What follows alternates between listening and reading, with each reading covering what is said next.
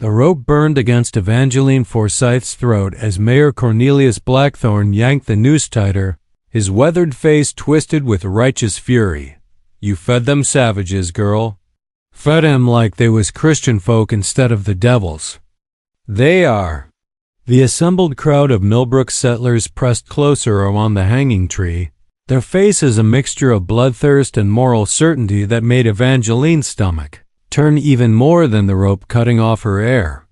"Please," she gasped, standing on tiptoes on the wooden crate that was all that kept her from dancing at rope's end. They were starving children, just children with empty bellies. "Savage spawn," spat Jeremiah Crowfoot, the blacksmith whose arms were still bandaged from the Comanche raid 3 months prior. "Should have let him starve like the animals they are." His massive fist shook in the air as spittle flew from his lips. Evangeline's pale blue eyes swept the crowd desperately, searching for one friendly face among the 40-odd settlers who had dragged her from her father's cabin at dawn. She found none. Even Mrs. Adelaide Primrose, who had once praised her needlework, now glared with cold disapproval. "The girls brought curse upon us all," declared Reverend Mortimer Ashworth, his black coat flapping like crow's wings as he gestured dramatically. "Consorting with heathens, feeding Satan's own children. The Lord demands justice." Evangeline thought of the 3 small Comanche children she'd found collapsed by Willow Creek yesterday evening, a girl no more than 6 summers and 2 boys barely old enough to walk. Their ribs had shone through copper skin like ladder rungs, their eyes hollow with hunger that cut straight through to her soul. How could she have walked past them? How could any human being with a beating heart have left children to die? "I gave them corn mush and jerky," she whispered, though the rope made speaking agony. "Just enough to keep them breathing. Enough." Mayor Blackthorne's boot connected with the wooden crate, making it wobble dangerously. "You aided the enemy. Gave comfort to the very devils who burned the Patterson homestead and scalped poor Martha." The crowd roared approval, their voices blending into an animal sound that chilled Evangeline more than the morning frost. She closed her eyes and prayed silently, not for rescue, for who would dare stand against the entire settlement, but for forgiveness for whatever sin had driven these people to such cruelty. That's when she heard it. Hoofbeats. Fast and getting faster. Mayor Blackthorne heard them too. His head snapped toward the sound, and his hand moved instinctively to the pistol at his hip. "Riders coming hard," he muttered. "Could be trouble." But Evangeline, swaying on her precarious perch, felt something shift in the air around her. The approaching hoofbeats didn't sound like settler horses. They carried a different rhythm, a wild cadence that spoke of open plains and endless sky rather than plowed fields and cabin smoke. The crowd began to murmur nervously as the sound grew closer. Then, through the morning mist that clung to Millbrook's Main Street like ghostly fingers, came a sight that struck the settlers like a thunderbolt from heaven itself. A lone Comanche warrior astride a magnificent paint horse, riding straight toward them with the fury of an avenging angel.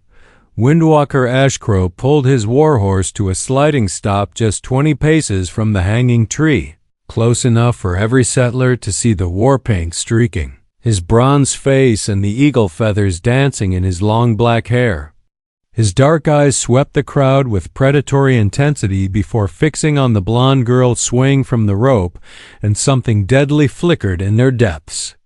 "Release her," he commanded in English that carried only the faintest trace of accent, his voice cutting through the morning air like a blade through silk. Mayor Blackthorne's face purpled with outrage.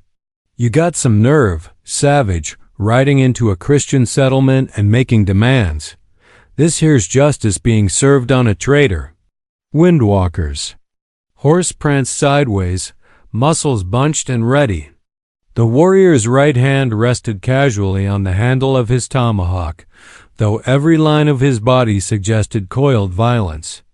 "The woman fed hungry children? This is crime in your world?" She aided the enemy.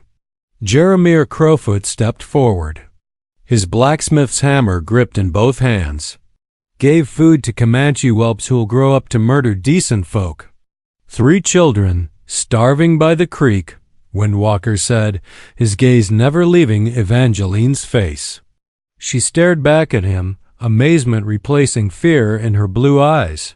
Somehow, impossibly, he knew. You would let children die to feed your hatred. Reverend. Ashworth clutched his Bible tighter and pointed an accusing finger. Satan himself rides among us. The girl has summoned demons to her aid. Windwalker's laugh was sharp as winter wind. No demon, preacher. Just a man who knows the difference between honor and cowardice. His eyes flicked to the rope around Evangeline's neck.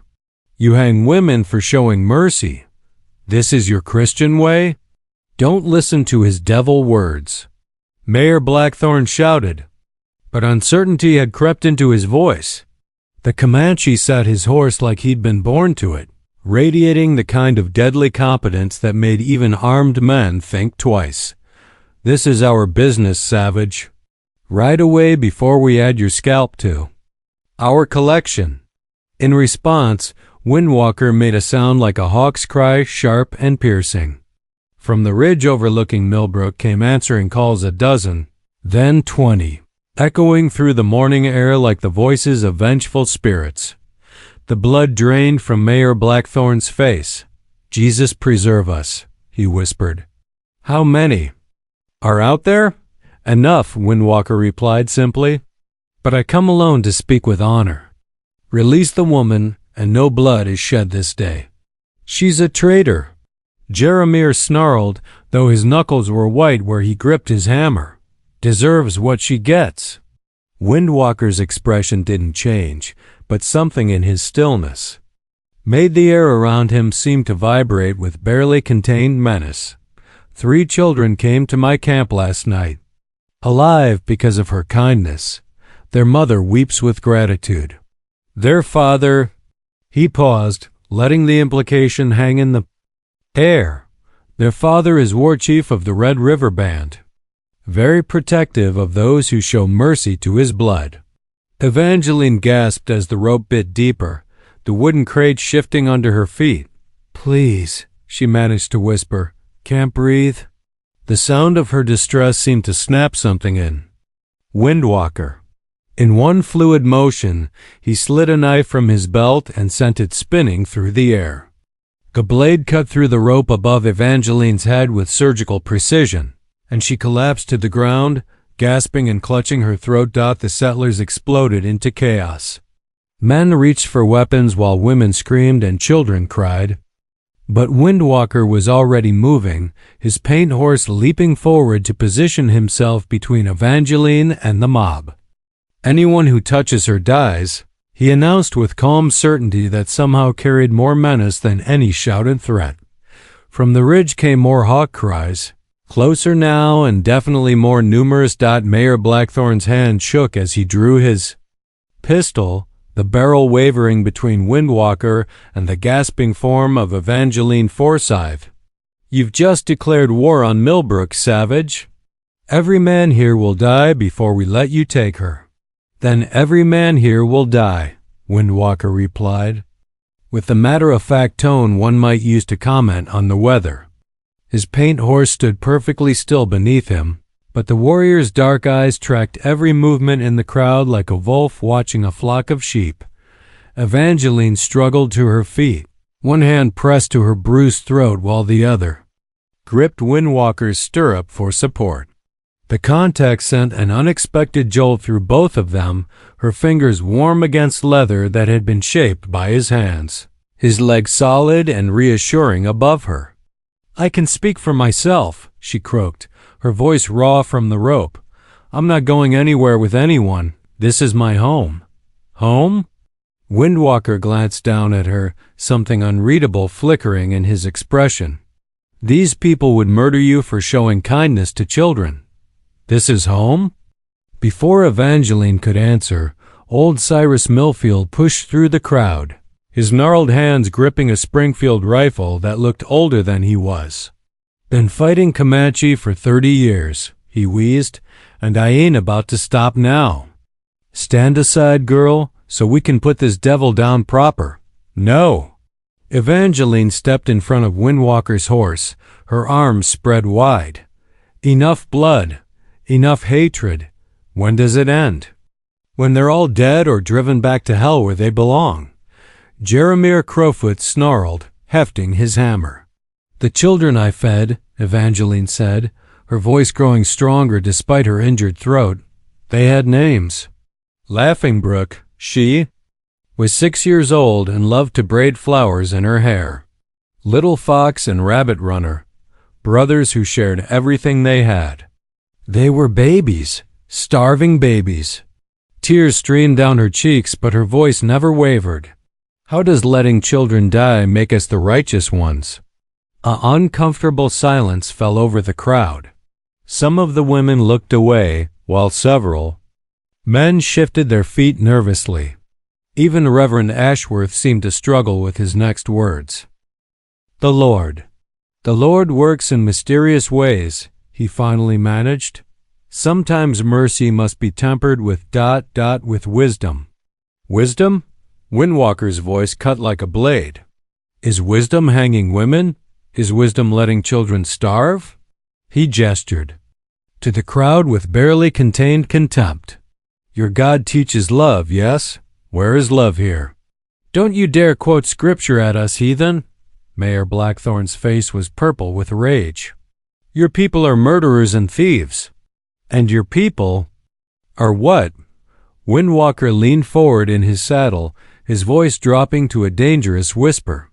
You steal land, break promises, kill buffalo for sport and leave meat to rot. You poison rivers and cut down sacred groves. Tell me, Mayor, who are the savages?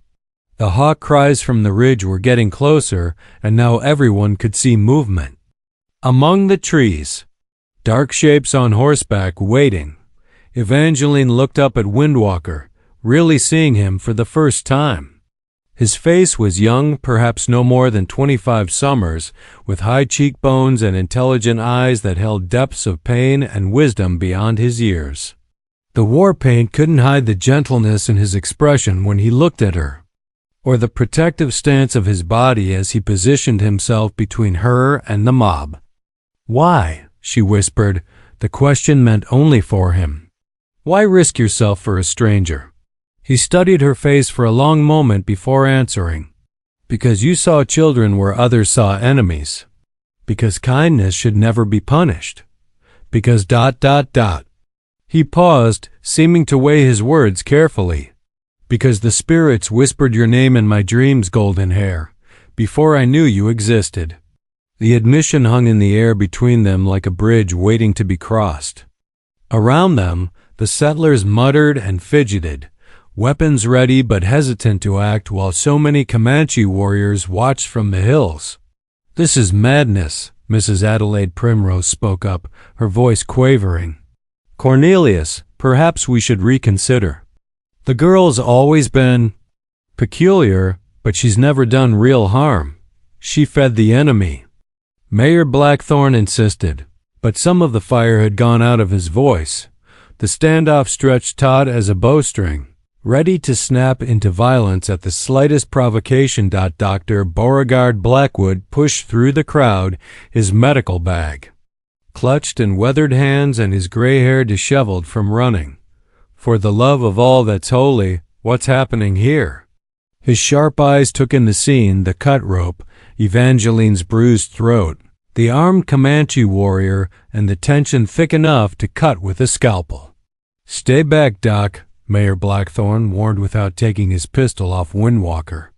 This savage thinks he can ride into our town and steal our women. I steal nothing, Windwalker said calmly. I protect innocence from your version of justice. Dr. Blackwood set down his bag and moved slowly toward Evangeline, his hands raised peacefully. May I examine her throat? That rope could have caused serious damage. Windwalker's eyes narrowed, but after a moment he nodded once. The doctor's gentle hands probed the angry red marks around Evangeline's neck. his expression growing thunderous as he worked.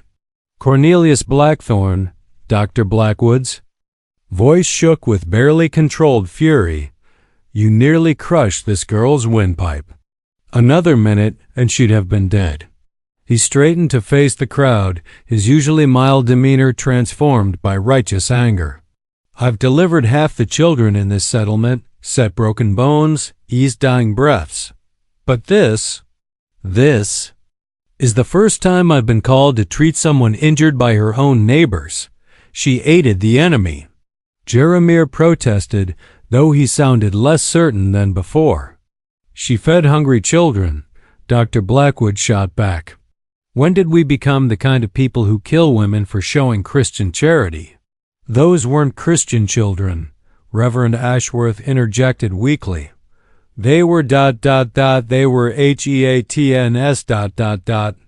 They were made in God's image, same as any child," the doctor replied firmly. "If you can't see that, Mortimer, you need to reread your Bible." Windwalker watched this exchange with interest, his posture relaxing slightly as it became clear not all the settlers supported the execution. "The medicine man speaks wisdom," he said, addressing Dr. Blackwood directly. "Your people need more like you. And your people need fewer like you." Mayor Blackthorne snarled, swinging his pistol toward the warrior. The sound of bowstrings being drawn came from the ridge, dozens of them creating a whisper of impending death. Windwalker raised his hand, and the sound stopped, but the threat remained clear. "Grandfather," Evangeline said suddenly, using the respectful term for addressing tribal elders she'd learned from missionary stories. "I'm grateful for your protection, but I won't be the cause of bloodshed. These people ... they're afraid. Fear makes people do terrible things." Windwalker's expression softened as he looked down at her. "You defend those who would hang you?" "I defend children from both our peoples who don't deserve to pay for their parents' hatred," she replied simply. From the ridge came a single, piercing whistle, a signal of some kind. Windwalker's head snapped up, and his expression grew troubled.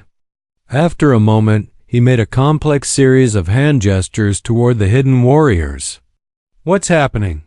Dr. Blackwood asked, noting the sudden change in the warrior's demeanor. "Army patrol," Windwalker said tersely. 2 hours' ride from here. Coming fast." His dark eyes found Evangeline's face. "You must choose now, golden hair. Come with me willingly, or stay and face their justice when the soldiers arrive." "What justice?" she asked, though something in his tone told her she wouldn't like the answer. "Soldiers care nothing for feeding children. They care only that you had contact with Comanche. In their eyes, that makes you ... double quotes," he paused, seeming to search for the English words. "What you call Indian lover, traitor to your own kind." "Mayor." Blackthorne's face went pale. "The army's coming?" "Here?" "Captain Morrison received word of Comanche in the area," Windwalker continued. "He comes to investigate. When he finds rope burns on her throat and learns why ... He shrugged eloquently. "Army justice is harsher than yours, I think." Dr. Blackwood cursed under his breath. "Morrison's a fanatic. He'd shoot her as a collaborator and ask questions later." The crowd began to murmur nervously. Whatever their feelings about Evangeline's actions, nobody wanted to deal with Captain Morrison's brutal interpretation of military law. "So choose," Windwalker said softly, extending his hand toward her. "Trust your neighbor's mercy or ride with those you showed kindness to." Evangeline stared at his outstretched hand, knowing that whatever she decided would change everything forever. Evangeline's fingers trembled. As she reached toward Windwalker's outstretched hand, the weight of her decision pressing down like stones in her chest. Behind her, the crowd held its collective breath, and ahead of her, the Comanche warrior sat motionless as carved bronze, waiting for her choice. "Evangeline, no!" Dr. Blackwood grabbed her arm gently. "Child, think about what you're..." Doing. You can't just ride off with ... with someone who saved my life, she finished quietly. Someone who sees hungry children as human beings instead of future enemies? But they're Comanche, Mrs. Primrose whispered, as if the word itself carried supernatural power. You'll never be able to come back, never see civilization again. Windwalker's expression darkened at the implication. Civilization? He gestured toward the hanging rope still dangling from the oak tree. You call this civilized? Don't listen to him, Evangeline, Mayor Blackthorne pleaded, his earlier bluster replaced by genuine concern. I know we ... We made a mistake today. Got caught up in fear and anger. But riding off with savages isn't the answer. His name is Windwalker, Evangeline said firmly, surprising everyone including herself. Not savage or heathen. He has a name, just like the children I fed. She looked around at the faces of people she'd known her entire life. When did we stop seeing the humanity in others? From the distance came the sound of approaching hoofbeats, many horses, moving fast and in formation. The army patrol was closer than expected. Time grows short, Golden Hair, Windwalker said urgently. His paint horse danced sideways, sensing its rider's tension. Captain Morrison shows no mercy to those he considers traitors. I'm no traitor, Evangeline said, but even as the words left her lips, she knew they wouldn't matter to the brutal cavalry officer. Your heart says one thing, Windwalker replied gently, but rope burns on your throat from your own people say another. Which story will the soldiers believe? Dr. Blackwood released her arm with obvious reluctance. Go, child. God forgive us. All but go. I've seen what Morrison does to suspected collaborators. It's not pretty. The hoofbeats were getting louder, accompanied now by the jangle of military equipment and shouted orders. Through the morning mist, blue uniforms became visible. On the outskirts of town. Come, Windwalker said, leaning down to offer both hands. My people will welcome one who shows kindness to our young ones. Evangeline looked one last time at the settlement that had been her entire world. At Mrs. Primrose, who had taught her to embroider. At Dr. Blackwood, who had delivered her 22 years ago. At the church where she'd prayed every Sunday, and the cabin where she'd been born. Then she looked at the rope burns on her wrists, at the hanging tree that had nearly claimed her life, at the faces of neighbors who had been ready to watch her die for the crime of feeding hungry children. I pray you all find peace someday, she said quietly. Then she grasped Windwalker's hands and let him pull her up behind him on the paint horse. His body was warm and solid against her back, and she could feel the strength in the arms that circled her protectively. The horse moved beneath them like controlled lightning, every muscle coiled and ready for flight. Hold tight, Windwalker murmured, his breath warm against her ear. We ride hard for the sacred canyon. There you will be safe. As they wheeled the horse toward the ridge where his warriors waited, Evangeline caught a glimpse of blue uniforms entering the far end of Millbrook's main street. Captain Morrison's harsh voice carried clearly on the morning air, already demanding answers about the Comanche sympathizer his informants had reported. Thank you, she whispered to the man whose strong arms held her secure as they rode toward an unknown future. Thank you, Golden Hair, he replied, his voice soft with something deeper than gratitude, for showing me that not all white hearts are close to compassion. The paint horse stretched into a full gallop, carrying them up the ridge toward freedom, toward a people who valued mercy over vengeance, toward a love that had begun with an act of simple human kindness and was growing with every hoofbeat that carried them away from the world she'd known. Behind them, Millbrook erupted in chaos as Captain Morrison discovered his quarry had vanished. The sacred canyon opened before them like a hidden world carved from red stone and ancient dreams. Its towering walls painted with scenes of buffalo hunts and spirit visions that seemed to dance in the flickering firelight. Evangeline slid down from Windwalker's horse on legs that trembled from hours of hard riding, her blue eyes wide with wonder at the sight of the Comanche encampment spread below. Children ran laughing between the tipis, their voices echoing off stone walls like music, while women worked at fires that sent spirals of sweet smoke toward the star-scattered sky. It was nothing like the savage war camp she'd been taught to imagine. Instead, she saw families, elders telling stories, young men tending horses with gentle hands. Windwalker. A woman's voice called out joyfully, and 3 small figures came running toward them across the canyon floor. Evangeline's heart caught as she recognized them: Laughing Brook, Little Fox, and Rabbit Runner, the starving children she'd fed by Willow Creek. Now their eyes sparkled with health and their cheeks were round with good food. Laughing Brook threw herself into Windwalker's arms, chattering rapidly in Comanche while pointing at Evangeline. The little girl's face glowed with excitement as she spoke, and soon a crowd began to gather around them. She tells everyone you are the golden hair who saved them from the hunger spirits, Windwalker translated, his stern warrior's face softening as the child climbed onto his shoulders. She says you have medicine hands that heal hearts. An older woman approached, her silver hair braided with eagle feathers and her weathered face marked with the dignity of years. She spoke to Windwalker in their language, her tone respectful, but questioning. Grandmother Mooncaller asks if you come to us freely or if fear drives you, Windwalker explained. She must know your heart before the people can welcome you. Evangeline stepped forward, meeting the elder woman's penetrating gaze. Tell her I come freely, seeking understanding between our peoples. Tell her I fed the children because they were hungry, not because I wanted anything in return. Windwalker translated, and Grandmother Mooncaller's expression gradually warmed.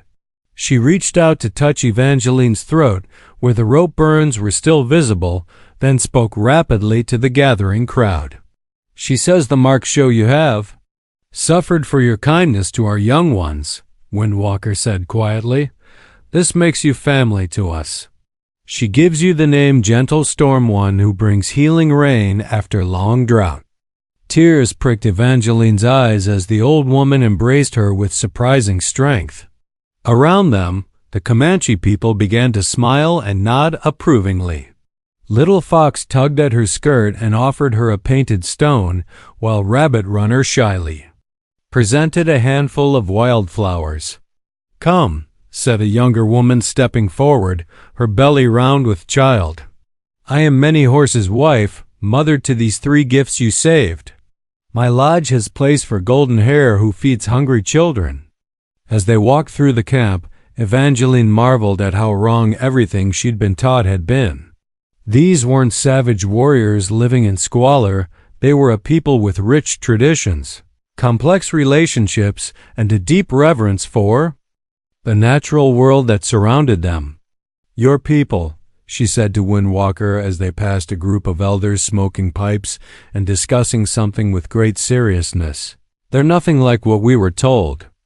And your people are nothing like what we were told, he replied. Fear makes enemies of strangers. But you see truth beneath surface things. That evening, as the canyon filled with the sounds of drums and storytelling, Windwalker found Evangeline sitting alone on a ledge overlooking the camp. She was watching the families gathered around their fires, her expression thoughtful. Do you regret coming? He asked, settling beside her on the stone shelf. No, she said immediately, then paused to consider. Though I wonder what my life would have been if I'd never wandered down to Willow Creek that day. Spirits guide our steps toward what we need most, Windwalker said simply. Perhaps you needed to see that kindness has no color. Perhaps I needed to learn that courage comes in many forms. He was quiet for a moment, then added, perhaps we both needed to find that love can grow even between enemies. The word love hung in the air between them like a bridge neither had dared cross until now. Evangeline turned to look at him, seeing past the war paint and feathers to the gentle soul beneath. "Is that what this is?" she whispered. Instead of answering with words, Windwalker reached up to touch her face with fingers that trembled slightly. "My heart speaks your name with every beat, golden hair, from the moment I saw you defending those children with your own life." As their lips met under the star-filled canyon sky, Evangeline knew she had found something worth more than the life she'd left behind. 6 months after fleeing Millbrook, Evangeline stood in the canyon's heart, wearing a doeskin dress decorated with intricate beadwork, her blonde hair braided with eagle feathers and prairie flowers. The Comanche marriage ceremony unfolded around her like an ancient dance, with drums echoing off red stone walls, and the entire tribe gathered to witness the union of Gentle Storm and Windwalker. Grandmother Mooncaller approached carrying a sacred pipe, her voice rising in the traditional wedding song that spoke of two spirits becoming one. Many Horse's wife had spent weeks teaching Evangeline the customs, and now her 3 children, the same one she'd saved by Willow Creek, scattered flower petals at her feet. "You sure about this, golden hair?" Windwalker murmured as they stood, hand in hand before the tribal elders. "Once we speak the vows, there's no going back to your old world." "I've been sure since the night you first held me while we rode away from everything I thought I knew," she replied softly. "My old world tried to hang me for showing mercy. This world celebrates it." The ceremony concluded with the sharing of sacred fire, each of them lighting a torch from the communal flame before joining their fires together. As smoke rose toward the canyon rim, carrying their promises to the spirit world, the assembled tribe erupted in celebration, but even as dancers whirled around the central fire and children laughed in the flickering light, Evangeline noticed Windwalker's expression growing troubled. He kept glancing toward the canyon entrance where scouts maintained constant watch. "What is it?" she asked, following his gaze. "Runner came while ceremony prepared," he said quietly. "Captain Morrison still searches. Offers reward for information about missing white woman. Some of our own young men grow tempted by army gold." Before Evangeline could respond, a commotion arose near the canyon entrance. A lone rider was approaching under a white flag, the universal symbol of parley. As he drew closer, Evangeline gasped in recognition. "Dr. Blackwood," she whispered. The elderly physician looked haggard from hard travel, his usually neat appearance disheveled and his kind eyes filled with desperate urgency. Windwalker stepped protectively in front of his new wife, but Evangeline touched his arm gently. "He saved my life once too," she reminded him. "Let's hear what he has to say." Dr. Blackwood dismounted slowly, his joints clearly protesting the unaccustomed riding. "Evangeline, child, thank God you're alive. I've been searching for weeks." "You shouldn't have come, Doc," she said, though her voice was warm with affection for the man who had delivered her into the world. "It's dangerous for you here." "More dangerous for you back there," he replied grimly. "Morrison's convinced you're the key to some grand Comanche conspiracy. He's planning to use artillery to blast this canyon if he finds it. I had to warn you." The celebration died around them as warriors translated the doctor's words. Suddenly the canyon felt less like a sanctuary and more like a trap. "When?" Windwalker asked, his warrior instincts taking over. 3 days, maybe 4. He's gathering forces from 3 different forts. Dr. Blackwood turned pleading eyes to Evangeline. "Come home, child. Face trial properly. I'll testify to your character, and I'll hang," Evangeline finished quietly. "You know Morrison won't listen to testimony about my character." "Then we fight," Windwalker said simply, but Evangeline shook her head. No more death because of choices I made." She looked around at the people who had become her family, at the children who would suffer if war came to their hidden sanctuary. "There has to be another way." Grandmother Mooncaller approached, having listened to the translated conversation with growing concern. She spoke rapidly to Windwalker, her tone urgent. Grandmother says the old treaties speak of safe passage for those who seek peace, Windwalker translated. If we can reach the territorial capital, if we can speak to someone with authority over Morrison... It's 1,000 miles to Santa Fe, Dr. Blackwood protested. Through hostile territory with every soldier in 3 territories hunting you. Not U.S., Evangeline said, sudden understanding dawning. Me, I go alone. No. Windwalker's voice brooked no argument. Where you go, I go. And leave your people defenseless? You're their war chief, Windwalker. They need you here. What followed was the most difficult conversation of their brief marriage, conducted partly in English and partly in the universal language of love that transcends words. In the end, wisdom prevailed over desire. At dawn, Evangeline rode out of the canyon on a swift pony, carrying a letter from Dr. Blackwood to the territorial governor and documents from grandmother Mooncaller proving the tribe's desire for peace. Behind her, Windwalker prepared his people for potential siege, while ahead lay a journey that would either end in her death or pave the way for understanding between 2 worlds. 3 weeks later, as autumn painted the mountains gold and red, a small cavalry escort arrived at the canyon under orders from the territorial governor himself. They brought papers establishing the canyon as a protected reservation, recognition of the marriage between Evangeline and Windwalker, and a direct order relieving Captain Morrison of his command. That evening, as the sun set over their stone sanctuary and their future stretched before them bright with possibility, Windwalker held his remarkable wife close and whispered words of gratitude to the spirits who had guided a kind-hearted woman to feed hungry children by a creek, an act of simple mercy that had grown into something powerful enough to change the world. What are you thinking about? Evangeline asked, nestling deeper into his arms. I'm thinking, Windwalker replied, that sometimes the bravest thing a person can do is see enemies as human beings. And sometimes that courage can build bridges where others see only walls. As stars emerged overhead and peace settled over the canyon like a gentle blanket, they knew their love had become something larger than themselves, a symbol of hope that understanding could triumph over hatred, that mercy was stronger than revenge, and that 2 hearts committed to justice could indeed change the world.